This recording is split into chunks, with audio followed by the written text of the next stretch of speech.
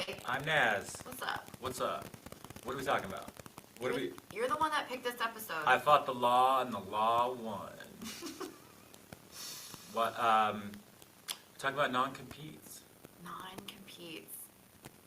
Which I want to be clarified because even though we are all like, bro, those are over with. They're done. I don't know if everyone knows that. Do people know that? Do you know that? If you're under a non-compete now, it's probably null and void. You've been set free. Yes. You should know that. I hope you know that. I know in the salon industry, for some reason, non-competes They loved were very popular. They were so and popular. I'm sure there's still people making people sign things of that sort. Correct. So basically, a non-compete, for anyone who's like, huh, is a document in which you have stipulations set upon you from the owner or from your boss that says that these are your terms, that if you are to leave our salon, if you leave, this is what you agree to. You can only, like, you can't work within a certain mileage for a certain amount of years is typically the big one. There's also sometimes of you have to pay in order to like pay money, you know, as a balance for any education that you incurred while you were at the salon. I've even heard people paying for client lists to get out of a salon, paying thousands of dollars for their client list and for the rights to have them, or even just paying thousands of dollars to get out of the non-compete. Well, and it's interesting because I think you've had a client, right, that the non-compete didn't just apply to the current salon they were in, but if the salon had other locations in town, you couldn't be within Correct. 5 or however many miles of any of them. Of any of the which locations. basically meant she couldn't work in her city at at all. Right. Correct. So, you know, I think, so for a long time, you know, I think non-competes have always been looked at as like, these are, it's like legal servitude, you know what I mean? Like, you are basically an indentured servant to this corporation and you can't get out, and if you do get out, like, you basically can't do hair anymore. You have to go do something different because you can no longer work, you know, within those confines. So, I think it was like a year ago, was when non-competes, the government was like, this is bullshit. And yeah, it does make sense when you're like dealing with patents and But that's what NDAs Like- are for, right? you know, really highly sensitive, you know, technology and stuff like that. You're like, but girl, you're cutting layers. You know what I mean? You're doing a root touch up with 6N. You're like, oh, nobody can have my formula. It's like, we can all figure it out. It's okay. So it's just the gatekeeping that's just bananas. So yeah, so I mean, even non-competes became basically illegal to uphold in the summertime Even in the corporate world, right? Like, of 2024. how often are, you know, I work at a record label. People leave and go to other record labels all the time. Lawyers go to different practices. Doctors move to different hospitals. You know, it's like, And do they have non-competes? of course not. Do you think like any of the A&R people have non-competes? No. They have contracts, sure, that they Okay. need to ride out, or, you know, if they get let go, they can move on. But yeah, you Okay. finish your contract, it might be a year or something, but there's no, you can't work at another label for this many years. Right. Because I don't think, they were always legally dubious, Yeah. because Well, you're that's the thing. infringing on someone else's right to make I money. always heard, oh, but they can't uphold them in California, or they're not legal in California, or they're But the not. fear you know. was enough to keep people. But also, that doesn't mean that you're not going to still be tied up in small claims court or any type of court and dealing with lawyers and Right. all of the money Yes. that's attached to that. Even That if you can no longer finally make do because you get, can't do your job anymore. Great, and you finally do get in front of a judge, and maybe the judge goes, yeah, I'm not going to uphold this, but what, you spent like, what, $30,000? Right. $40,000? I've heard upwards of $100,000. And for 6 or months or a year, you couldn't work because you can't do your job. Yeah, or you're just like in this limbo and it's hanging over your head, and it's just like, it's bananas. And so, fought the law won. basically, though, we wanted to talk about how even though they are illegal, what are some of the things that I'm currently seeing that people are still trying to keep you in almost like emotional blackmail or like corporate blackmail to keep you from thriving and going somewhere else and like just yeah. So Well, I mean, first of all, I don't think anybody, at least in my opinion, you shouldn't want to work for a place that wants to have a non-compete. sure. Because you've got all kinds of issues there. Somebody that's insecure, somebody That's that's, the red flag. yeah, that's huge red flag. They basically are saying that because of whatever reason, they owe you, and that they own you for a certain period of time. And that's just, no. That's scary. It's scary.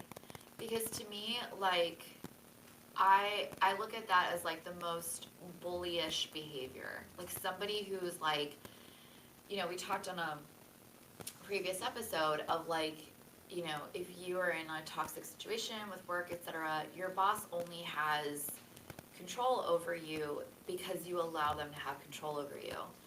But if you're going into a situation where a salon owner has legal hold on you, Yeah.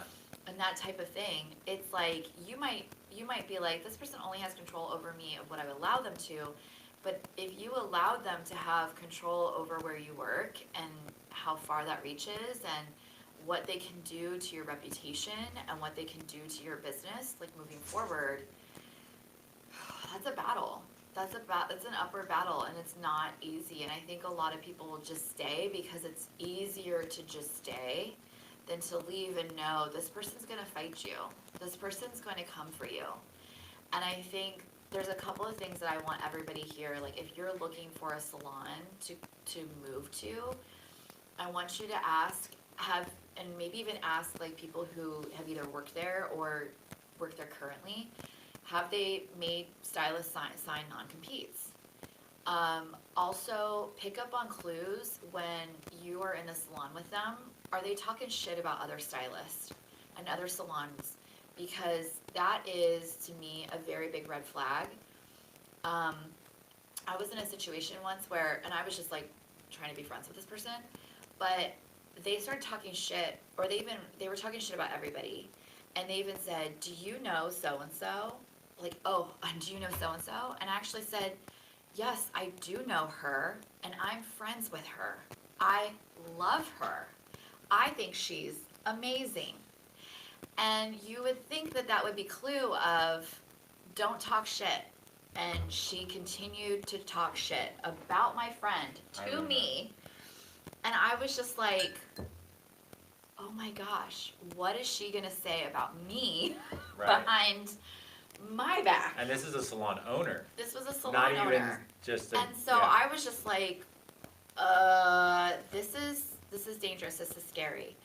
Also, does the salon, like, what kind of rules do they have in terms of like client information, getting client information, having access to client information? Also ask them about what their culture is around social media.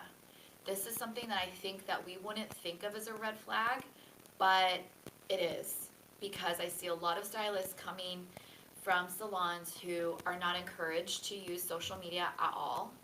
They are told that they're not allowed to have social media, which you're like, okay, what? So they're told that they're not allowed to share photos of the salon, stuff that they take in the salon. There's also a culture of, while we're in the salon, we are not taking photos of clients. We're not asking, even asking clients like, hey, can I take some photos of you? Nothing like that. And then I've also even seen that if you are going to have a social media, your name, your handle has to include the salon name. Or on this flip side, sometimes the salon will post your work and not credit And you. not credit you. Are they crediting their salon, their No, stylist? they're just saying, this is the Are type of they hair we do tagging- here, come to the salon. They're not promoting their individual Are stylist. they tagging the stylist, right? So these are all things that we should not take, like we should look into it. We should be like, what kind of culture am I walking into? I would also add, go to the because the owner's probably not gonna be honest, but go to some Yeah. other stylist, or maybe some stylists that have left the salon, Yeah. and say, what happens when you leave? Yeah. Do they give you your client information? Do Do they they tell make your peop- life hell? Do they block you from all social media Yeah. or do they tell people, if someone calls the salon or however your communication system works, Mhm. and says, hey, I want a haircut with Sarah, and Sarah's left, what do? Do they Did Sarah say, die? we don't know what happened to Sarah, but you can come to one of ours? Sarah is no longer Sarah's- doing hair. Sarah's no longer with us. Yeah. Do they say, oh, we don't know, she's terrible? Right. Because we've heard all those stories, instead of, Yeah. oh, Sarah moved on to this place, here's her contact information. Or if Correct. you'd like to book with one of ours, you can, one of our stylists, you can. Correct. Not only is it toxic in the idea that it's bad for employees, but like, the type of person that would sit there and police these things and Yeah. go after people after they've left and spend time on all that negativity, Right. is that the kind of person you wanna work for? Right. Yeah. I mean, we've even seen where people have sent cease and desist letters because the stylist used a photo of themselves that was like a photo shoot from the old salon, right? So, Or taken at the old salon or taken at the something, oldest yeah. salon and all that kind of stuff. And it's like, look, I'm a salon owner. I get it. You spent the money, for that photo shoot or putting into that kind of thing. But if you are not willing to say, I put the money out there, I give it, and then I'm done with it. If you can't do that, then don't spend the money for a photo shoot. Just don't do Because it. that's where you're gonna get into, they owe me. They owe me. I'm responsible for their growth, like all that kind of stuff. It's like, you do things because it's good for your salon in the moment, and which it is, and I believe it is. And when that person leaves, they go away, that's fine. They use whatever they wanna use of their own likeness. I don't care. But do they have access to me anymore? No. Do they have access to the other, like, more photo shoots that we do? No. Like, Yeah. it's like, for this moment of time, this is the benefit that you get from being in my salon. After it's done, it's done. But they're gonna still have the photos, like, oh, what are you gonna do? And again, I'm gonna sit there and police somebody that was at your salon like 5 years ago and be like, oh, they used a picture. Ain't nobody Like, got time for that. It's just, it's That's not not, worth it. you know what, it's honestly just, it's not growth, it's not moving forward, it's living in the past, it's It's petty, it's not, like, Yeah. you're not gonna grow that way. It's not. And- And I know people go, oh, the photographer, wants the rights and they didn't give rights. Okay, well then the photographer can go after people. Like, what are you gonna do? It's just like, I don't wanna sit up at night policing shit. Like, it doesn't make me feel good. We got better things. I got better things to do. But these are ways that you have to look at and say, okay, a non-compete might be illegal now in the US. And definitely check your states and check your everything. But these are ways that I think that salon owners are still trying to enforce that type of vibe and that type of control over stylists. And yeah, I just think like it's just not worth it. So let people live, because as you let other people live, your salon lives. And they might come back and they might go on and they might talk shit and they might not. And none of it's your problem. None of it's your business. As Tabitha Brown would say, that's my business. You got your own business, they've got their own business. Yeah. Oh gosh. So yeah. Is that good? See you next time. See you next time. Bye. Bye.